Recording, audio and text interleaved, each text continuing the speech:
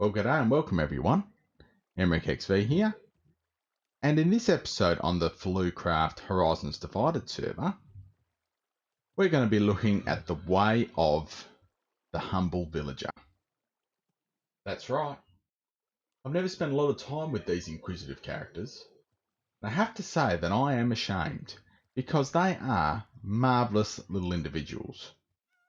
So we're in an undisclosed location here, and you will see that I've got these little nooks or little homes all the way around my farm here. And yeah, we've got our villagers. I think it might be night time at the moment because I can't see them or hear them at the moment. So you might just run upstairs, go to sleep so you can see them in action. Well, as you might be able to hear, our villagers are awake for another day. Now, most of these villagers I've actually rescued.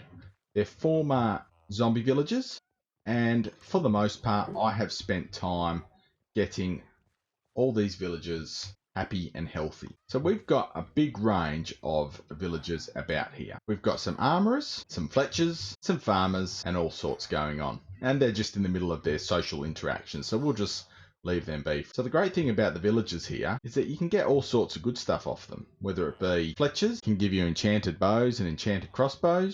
Armourers here can give you full diamond kit, which is pretty cool. Librarian villagers that can give you enchanted books and all sorts of good stuff. And the good old farmer that can give you plenty of emeralds so you can buy all your gear. So Joe here is a master. He has been fully unlocked. And I generally use these pumpkin and melon trades because I healed him to get some wicked deals so I can buy the rest of my kit. So as I say, I haven't really played around villagers much until this season. I have to admit that these guys are sensational. They do take a lot of time, let's be honest. There has been an awful lot of hours put into getting them healed, getting them all leveled up, but they can give you some absolutely unbelievable stuff. So let's go down, collect some melons and pumpkins. Hopefully not too many grown at the moment, but let's collect all these up and yeah, let's get some trading done.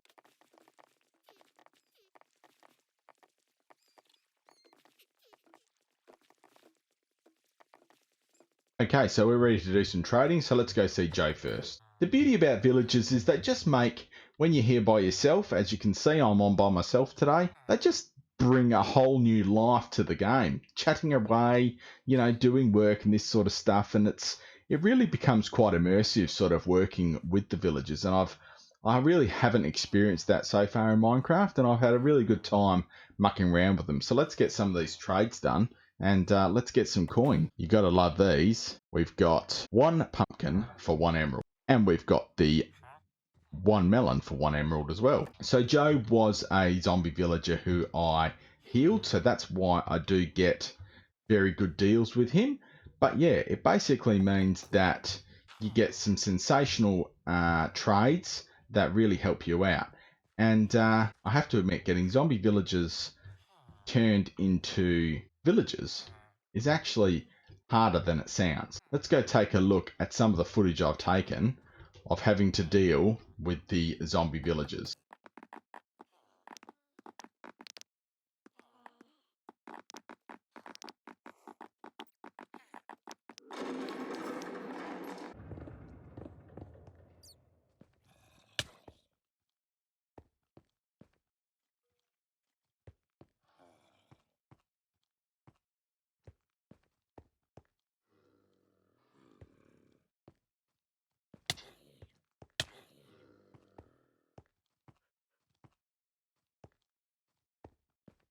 Check out these guys.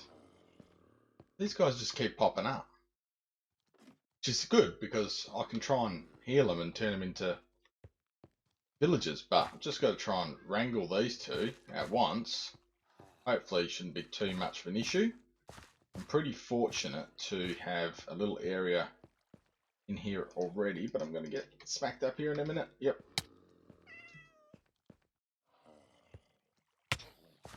Oh dear. Okay. Let's try that again.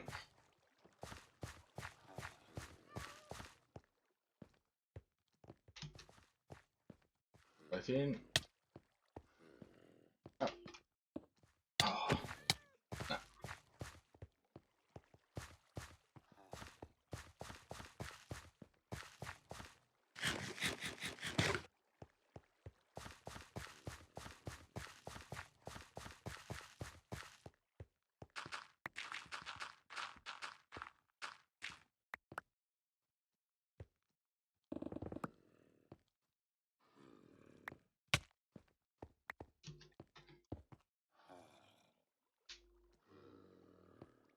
Done. Awesome. Another 2 more. Alright, well I'll have to get another golden apple sorted out for these guys. They're both holding stuff, so they won't despawn now. Excellent. Whack a torch up there. I'll deal with them soon. So I hope you liked that little clip of me trying to wrangle the zombie villagers. And those villagers are the guys that are in this little alcove here. But unfortunately, zombie villagers are getting harder to come by now because of these dudes. So my villagers are so happy in here and have been threatened enough to basically have these guys spawn out in the main farm area. And if I'm trying to bring a zombie villager across to a new area because I've got little homes all the way around the cave here, these guys don't like them. The golems definitely hunt them down, and if I'm not quick enough, or if I pick the wrong time, unfortunately the zombie villagers are no more. But there is one villager which I want to get a good mate for, and we're going to go across to see them in just a minute. I'm just going to get some name tags and that sort of stuff sorted out, and a few bits and pieces, but we'll jump across there and I'll show you what happens when there's only one villager in an area. So we're over at another area at the Frostmason's base, and I have this farmer here. Unfortunately, this farmer is all by themselves. So what you will see is trades are no longer open to me unless I want to trade emeralds, which I can obviously trade these bits and pieces. So I'm not getting any emeralds from this farmer at the moment. So I think the mechanics are that this farmer needs somebody to talk to. So what I plan to do is hopefully come across another zombie villager, create another little space maybe across the hall so that I can heal that zombie villager, and then I'll be able to find out if that is why these trades are unlocked. So we'll create a nice little alcove for this second villager, and hopefully we can open up a little bit of a conversation between the two of them, and then they'll be quite happy doing that. That should be big enough for me to wrangle a zombie villager. Very important to light up any area you're going to leave a villager in, because you don't want a zombie or anything like that spawning in the space. That would be tragic. Unfortunately, zombies like villagers very, very much, and all that hard work of wrangling a zombie villager would go to waste. So we'll leave a little space here, we'll wrangle a zombie villager, drag him into this room, and hopefully heal him. Well, we finally got one. He's giving me a little bit of trouble at the moment. I'm going to have to be careful down these sides. But we have got a villager. So, let's wrangle him in quick as we can. Work him all the way back. And into here. Got to try and work quickly, get through. There we go. One zombie villager captured. So, we just need a weakness potion and an apple. Got it all here ready to go. We'll flick the weakness potion, followed by the apple. So that little particle effect there is showing that this villager is on the mend. So we'll take a few minutes. Let's see how long it goes. Well, our villagers are healed and in bed. So they'll wake up tomorrow morning and hopefully be able to socialise now.